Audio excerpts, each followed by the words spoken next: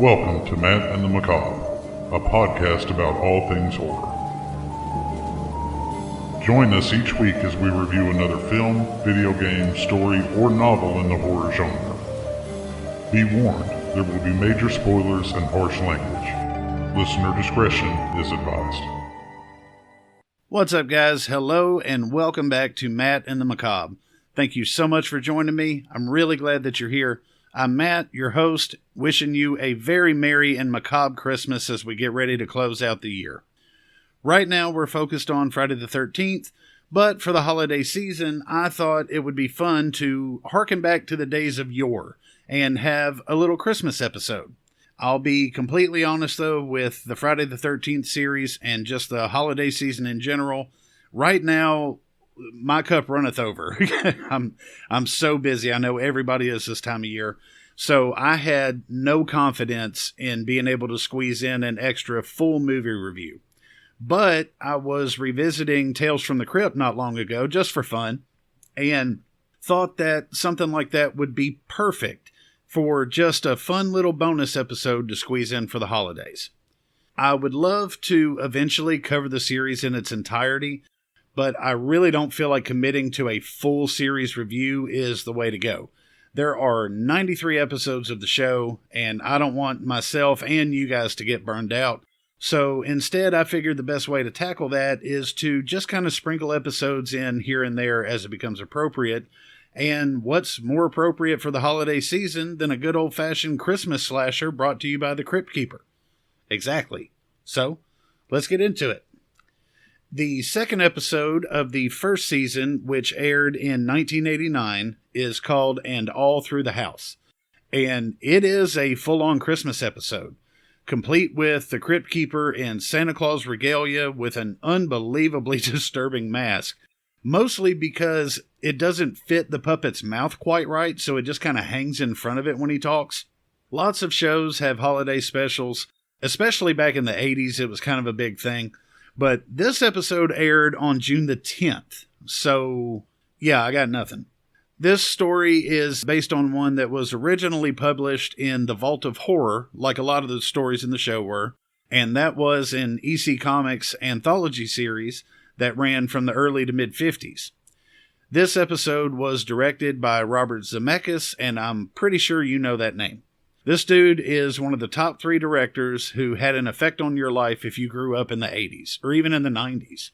He's best known for the Back to the Future trilogy and Forrest Gump, but he also gave us some other bona fide classics like Who Framed Roger Rabbit and Death Becomes Her. He definitely has a soft spot for horror in general, and Tales from the Crypt in particular. He came in to direct 3 of the episodes, but was an executive producer for the whole series. And he was also a producer on the Tales from the Crypt movies, Demon Knight, which is the definition of a guilty pleasure, and Bordello of Blood, where he also had story credit. I'm saying all this to say this dude's legit. So let's go ahead and get into the episode and see what Santa brought us this year, shall we? First, it would just be criminal to talk about a Tales from the Crypt episode without mentioning the Crypt Keeper. If you don't know, every episode had a prologue where he would basically just introduce the story and an epilogue where he would make some kind of incredibly bad pun and bid us goodnight. Let's face it, as awesome as the show was, you didn't watch Tales from the Crypt for the stories, you watched it for the Crypt Keeper. And here, we open up with snow blowing into the dungeon and a very undersized Santa Claus walking in with a full sack slung over his shoulder. Of course, it's the Crypt Keeper with the aforementioned Santa Claus mask saying, "Ho, ho, ho, kiddies." I do a terrible Crypt Keeper. I can't pull it off. He's got his, normal puns and quips as he pulls out this huge ancient tome out of the sack because he's got some Christmas goose for us. Goosebumps, that is. And introduces our story where we fade into a snowy night with chestnuts roasting on an open fire playing as we get the credits. During the credits, the camera pans around, and it's a very just classic family Christmas setup, with a beautiful tree all decked out, cookies left out on a plate for Santa, presents stacked up, stockings over the roaring fireplace. Then a lady in a robe steps into the frame, picks up a fire poker and walks around behind a dude sitting on the couch reading A Christmas Carol out of a Charles Dickens collection. And this scene is just amazing, like textbook 80s cheese. He says, something needs to be done about that fire, and asks if she has the poker. And he says, well, let me have it. So she raises it up and cracks the hook of it down into his skull, and he just kind of slumps forward onto the coffee table. And she says, Merry Christmas, you son of a bitch. This is Elizabeth, who is played by Mary Ellen Trainor. If you grew up in the 80s and 90s, you know who this woman is. At this point, she was best known for Goonies and Lethal Weapon. She's Dr. Woods there, the psychiatrist that Riggs is always given so much shit to. But she also appeared in Die Hard, Death Becomes Her, Little Giants, and a ton of others. It was a lot of fun to see her here. She struggles to get the poker out of this dude's head in a funny little bit, but just as it comes loose, a little girl in her pajamas, who is her daughter Carrie, comes down the stairs to ask if Santa brought her stuff yet. But Elizabeth gets her back to bed while keeping her away from Joseph, the guy she killed, who is her husband and Carrie's stepfather, where she opens the window for Carrie because she's hot and can't sleep. Keep that in the back of your mind.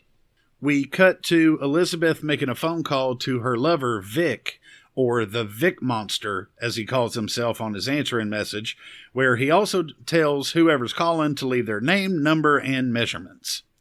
Up until now, you may have thought Joseph had it coming, like maybe this was an abuse type situation, and Elizabeth had just had enough. But no, they're all just pieces of shit.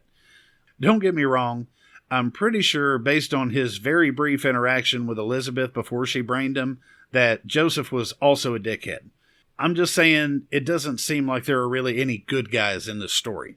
But she's calling Vic, even though he told her not to, she says as much, to let him know that she did it. It's over, the money and everything else is theirs, and they're free. I mean, yeah, there's no way in hell somebody would listen to that, see her dead husband, and put two and two together. But I digress. Then she goes and starts cleaning up the mess from killing Joseph, and for reasons I don't understand, she wraps Joseph's head in a clear sack with a big red bow on it before she starts to drag his body outside.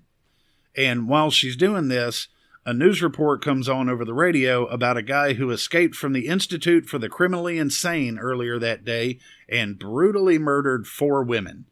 He is a heavyset man in his 40s and wearing a Santa Claus suit that he stole from the home of one of his victims. Of course, she doesn't hear that because she's struggling to get Joseph's body out the door. But a gust of wind closes the door and we see a set of keys on the table.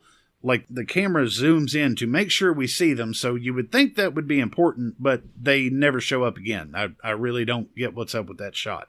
But Elizabeth finally gets Joseph's body over to a well where we see there's an axe sticking out of an old stump nearby, which we all know means it's going to be used. As she goes down to try and pick Joseph up, he actually comes to and grabs her by the throat and starts to choke her. And she's reaching for the axe, but she can't quite grab it, and she's having a hard time breathing. But it doesn't matter because Joseph finally actually dies and just kind of stops and goes limp in the snow.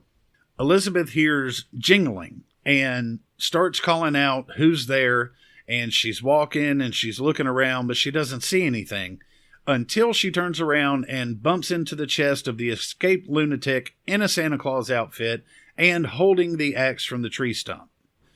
Our killer is played by Larry Drake, a character actor who actually won 2 Primetime Emmys for Outstanding Supporting Actor in a Drama Series for LA Law back in the day.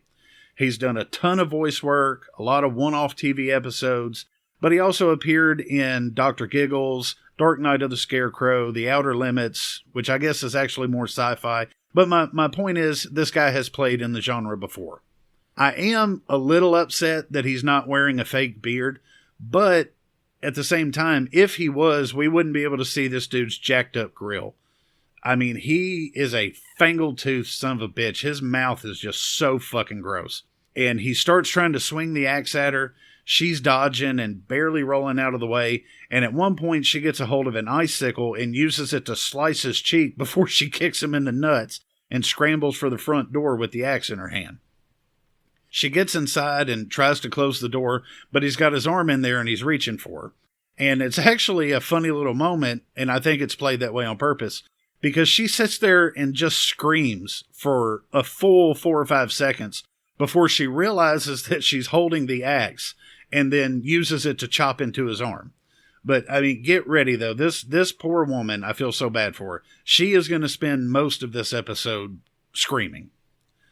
Of course, when she does that, he yelps and pulls his arm out. She's able to shut the door and lock it, and runs over to the phone, screaming at the operator to get her the police. For you younger folks, this is something I can't even really explain to you, but yes, it used to be a thing. As she is on the phone with the operator, she's looking out the window trying to find the killer, and her eyes fall onto Joseph's corpse laying out in the snow, so she slowly walks over and hangs up the phone, and we see through a window far behind her that the killer kind of runs across and disappears. She runs over to that window, starts looking out, and the phone rings, which scares the shit out of her. But before she can answer it, a tire swing comes busting through the window in a pretty good little jump scare. You really don't see it coming. And the killer reaches in and gets his hands on her. After she stands there screaming for a solid 8 or 9 seconds, I feel so bad for this woman. There's no way she was able to talk after this was done filming. But she gets her hands on the axe again and smacks him square in the forehead with the butt of it. And he just kind of like, almost Looney Tunes style, his eyes roll up in his head and he just kind of slowly falls back into the snow. And with the maniac knocked out, she closes the shutters and the phone rings again. This time it's a sergeant from the police station, which freaks her the fuck out at first because of course she just killed her husband. But they're just calling everybody in the area to warn them of the escaped lunatic and let them know they're sending an officer to the area. He'll be there in about 20 minutes. She starts to panic, but then quickly pulls herself together and decides she's just going to blame Joseph's death on the lunatic. At this point, we cut back to Carrie upstairs in bed, and the camera pans over just to remind us that her window is open. Elizabeth heads back outside and uses an umbrella stand to prop the door open. She heads over to Joseph's corpse so she can crack him in the head with the axe so the cops will think the lunatic did it. And it's a fun bit, but it's played more for chuckles than laughs. It's not super funny. She swings and misses a couple of times, but she finally cracks him with it on the third swing, just as the wind blows the door hard enough to move the umbrella stand and the door slams closed, which wakes up Carrie upstairs because she thinks it's Santa on the roof. We cut back to Elizabeth outside, who grabs the keys. This would have been a great time to play with those keys that we saw on the table, but they don't do it. But she drops them onto the steps where they fall into a hole in the wood, so they are gone. She starts to panic and goes over to Joseph's body and starts checking his pockets for another set of keys. All the while, we hear this jingling off in the distance because the lunatic has gotten back on his feet. She finally finds the keys on Joseph and gets back in the house, where she's going to call the operator back and just start screaming that the killer's here, she knocked him out, that he killed her husband. As she's on the phone, she's still looking out the window and notices that the axe is no longer in Joseph's head. She drops the phone and runs to another window to look out and just sees the imprint of the killer's body from where she had knocked him out. She gets back on the phone, screaming again to the operator that he's got an axe and he's outside. The operator asks her if she has anything she can protect herself with, and she remembers Joseph has a gun. We cut to that gun on the top shelf of the closet, but as she's fumbling around trying to get high enough to reach it, the closet door shuts, and then when she tries to open it, the door handle completely falls out of the door, trapping her. Through the window in the closet wall, because of course there's a window in the closet, she sees a shadow and turns around to look just as a ladder is being propped up against the house. The killer starts climbing it with the axe and just smiles at her and then looks up at Carrie's window. We cut to the outside, where Carrie fully opens her window and starts hanging down with her arms stretched out, trying to help Santa get in because she's been waiting on him all night. We keep cutting back and forth from the killer climbing the ladder to Elizabeth trying to bust her way out of the closet, and I do have just a small problem with this. Well, maybe not small, but my problem is when the killer gets to the top of the ladder, he is standing up on his tippy toes and reaching his hand out toward Carrie, and when the camera shows us like a close-up shot of their hands, they're only a few inches apart. But just 5 seconds ago, when we saw a wider shot of this setup, the top of that ladder is easily 8 feet underneath that window and probably 5 feet off to the side. There's no way in hell either one of them could possibly reach the other one. Not to mention Carrie's like 7 years old, and our crazy Santa killer has to be pushing 200 pounds. If that poor girl actually got a hold of his hand to try to lift him in, her arms would be completely ripped from her body. And yeah, I get that Tales from the Crypt is not exactly a shining beacon of realism. I'm calling it out because that's what I do here. All they had to do was make the ladder a couple of feet taller and move it over a few feet. The problem would be solved. But it is a fun moment, so it's hard to be too critical on it. It's one of those things that I just kind of acknowledge and shake my head at, but I give it to them. Elizabeth finally bursts out of the closet and takes off running to Carrie's room. Carrie is not there, though, and the window is wide open with wind blowing her curtains everywhere. And for just a second, you might think maybe the killer took the girl out the window. But they're not going to leave us hanging long because Carrie is going to call for Elizabeth from downstairs. And when she gets there, Carrie says, "See, Mommy, I told you Santa would come." And she leads the killer by the hand, who is covered in blood and holding an axe, keep in mind, into the living room. And Elizabeth starts screaming again, and the camera closes in on the killer as he raises the axe up and says, "Naughty or nice?" As Elizabeth just continues to scream, and we cut to black.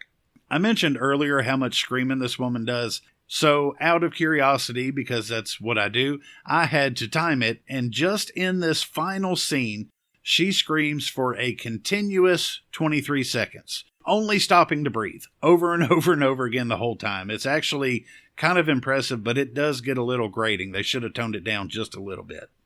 But we fade in on the crumpled up rubber Santa mask that the Crypt Keeper was wearing at the beginning as he just kind of cackles and tells us we don't have to worry about Carrie because this Santa prefers older women. He cracks a couple more puns and lets out that wonderful cackling laughter as we fade into the outro. And there we have "And All Through the House." I've got to tell you, I had a lot of fun with this one. It was just a simple, straightforward story featuring one of my favorite 80s tropes, and I don't know what happened to it, the killer who escapes from the insane asylum. I really don't know why that was such a thing back in the day, but stories like that were everywhere. Hell, even Dan Aykroyd in The Great Outdoors tells a brief story like that to his little girls trying to comfort them after John Candy's bear story.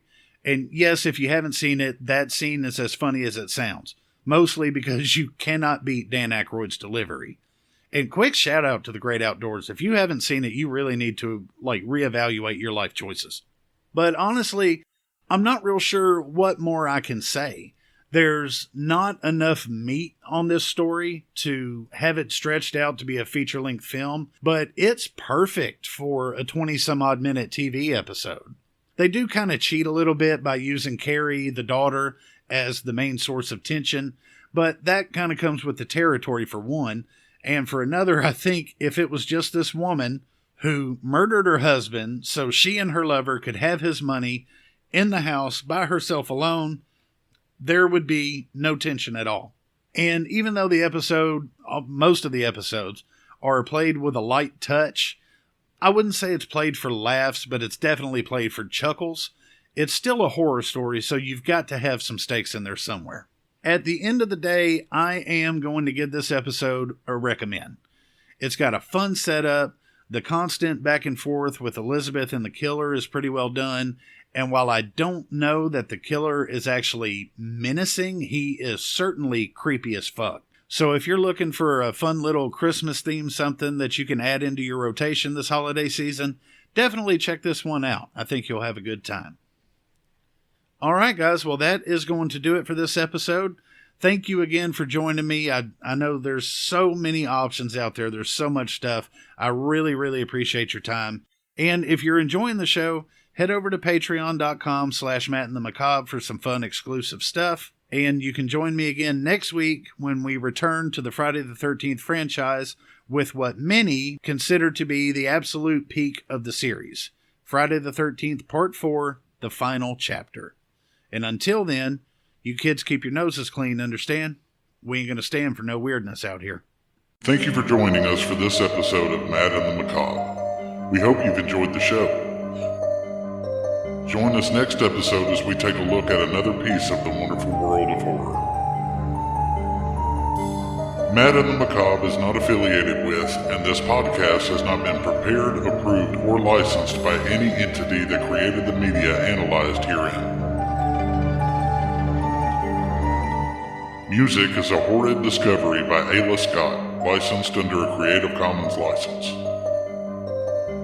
If you enjoyed the show, support us by leaving a review wherever you get your podcasts, and join us over at patreon.com/MattandtheMacabre for exclusive content. We'll see you next time.